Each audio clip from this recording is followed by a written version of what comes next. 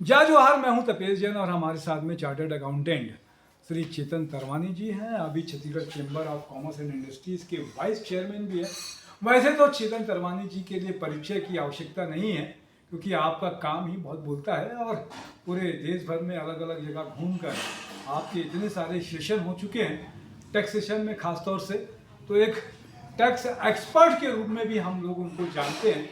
अभी एक बड़ा रिफॉर्म हुआ है जीएसटी 2.0 जेन एक्स की नाम से बोल रहे हैं और 22 तारीख से ये लागू होने वाला है। लेकिन बहुत सारे सवाल है, बहुत सारे कंप्लायंसेस है।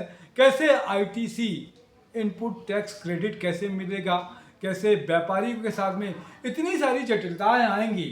मुझे लगता है सर ये 22 तारीख वाला कॉन्सेप्ट थोड़ा गड़बड़ा गया। 1 तारीख के महीने के पहले तारीख से 2 तारीख किया था तो उसी समय लागू कर देना था। क्या महीने के पहले तारीख से या 8 दिन का जो गैप होगा? जीएसटी काउंसिल में जो निर्णय लिया गया है कि 22 तारीख से जीएसटी रिफॉर्म होने वाला है, जिसमें मुख्य रूप से 4 रेट हुआ करते थे, 5%, 12%, 18% और 28%। उसमें चेंज करके 2 रेट लाए गए हैं, सिर्फ 5% और 18%। कभी भी लागू करें, इससे कोई फर्क नहीं पड़ता, 22 तारीख से या 1 तारीख से कोई फर्क नहीं पड़ता। अगर व्यापारी थोड़ी इसकी जानकारी ग्रहण कर लें तो कभी भी लागू हो जाए, कोई फर्क नहीं पड़ता। और ध्यान रखिएगा, आप ये मत सोचिएगा कि 22 तारीख तक हम बिजनेस को कम कर दें उसके बाद बिजनेस बढ़ाएंगे। ये जो रिफॉर्म हो रहा है इससे आपका कोई नुकसान नहीं होने वाला, उल्टा फायदा होने वाला है। कैसे फायदा होगा? क्योंकि काफ़ी दरें कम होने से मूल्य कम हो जाएंगे, जिससे ग्राहक बहुत बढ़ जाएंगे, मतलब आर्थिक सुधार हो जाएगा।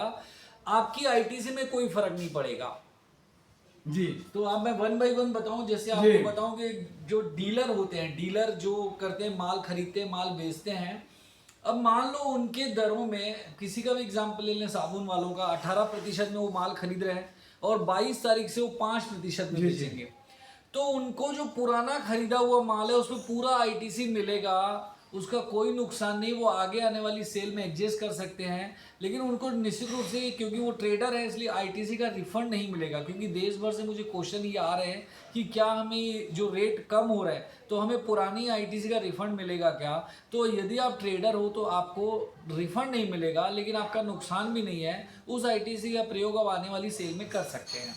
अच्छा, पुराने में कर सकते हो, खाते में जैसे बैंक में होता है तो क्रेडिट इधर से उधर डेबिट हो जाएगा, लेकिन उसी माल पे होगा। यस, जो पुराना खरीदा था उस पे ही होगा, नए वाले माल पे नहीं होगा। उस तरीके का आईटीसी रिफंड नहीं होगा या फिर क्रेडिट नहीं होगा उस तरीके का। तो जी, माल जैसे बिजनेस एक पैन नंबर पे आईटीसी मिलता है, तो आप 10 प्रकार के प्रोडक्ट भी सेल करेंगे ना, तो दूसरे प्रोडक्ट पे भी आईटीसी का प्रयोग कर सकते हैं।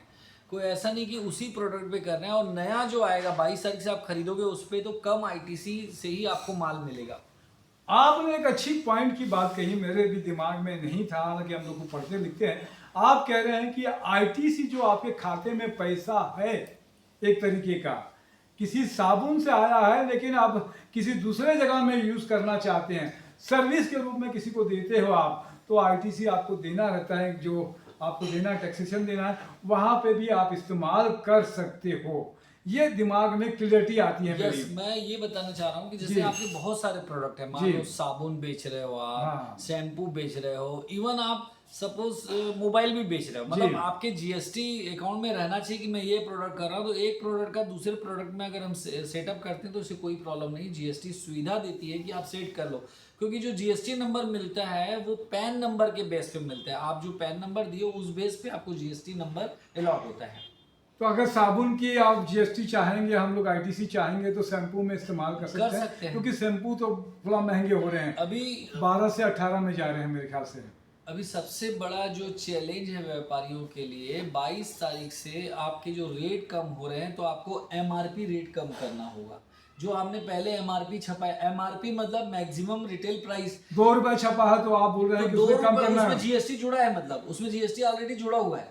अब जीएसटी जुड़ा है तो जीएसटी रेट कम हो गए तो आपको एमआरपी रेट भी कम करना पड़ेगा।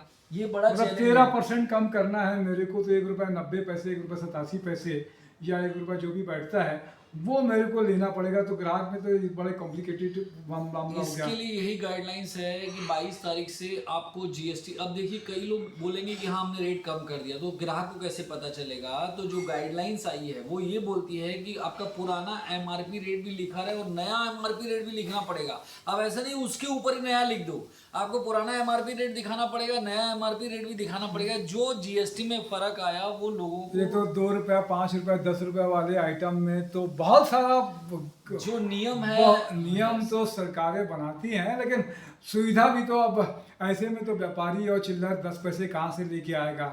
लेकिन कम करना पड़ेगा, क्योंकि आप भले पेन से कर दो, पेन से करके नीचे आप नया लिख दो, लेकिन आपको नया एमआरपी नहीं, तो फिर जो फायदा कंज्यूमर को मिलना चाहिए जो सरकार दे रही है वो तो फिर डीलर लेके जाएंगे, कंज्यूमर को फायदा ही नहीं मिलेगा। क्योंकि 22 तारीख के बाद जितना माल बेच रहे हो उस पर अब मान लो 18% पहले था, तो आपको सिर्फ 5% जीएसटी पे करना है। तो यदि आप सेम एमआरपी में बेचेंगे तो 13% का डिडक्शन हो गया। Yes, वही तो मैं कह रहा हूँ 2 रुपए के आइटम में तो बड़ा कठिन काम है। वो 1 रुपया 8 आने की जो पैकिंग आती है, सारे मटेरियल पे चेंज करना है, ये इन्होंने गाइडलाइंस दिया है। और ये भी दिया है कि अगर आपने बहुत सारा मटेरियल छपा रखा है तो 2 एमआरपी दिखाओ, और पुराना मटेरियल आप 31 दिसंबर 2025 तक इस्तेमाल कर सकते हो। उसके बाद आप पुराना मटेरियल भी इस्तेमाल नहीं कर सकते। इसी साल तक कर सकते हैं आप, जी इसके बाद में इस्तेमाल नहीं कर सकते हैं। नहीं, फिर आपको नया मटेरियल ही छपाना पड़ेगा। और यदि आपका पुराना मटेरियल अभी नहीं है तो अभी से आप नए एमआरपी रेट पे नया मटेरियल छपवा सकते हैं।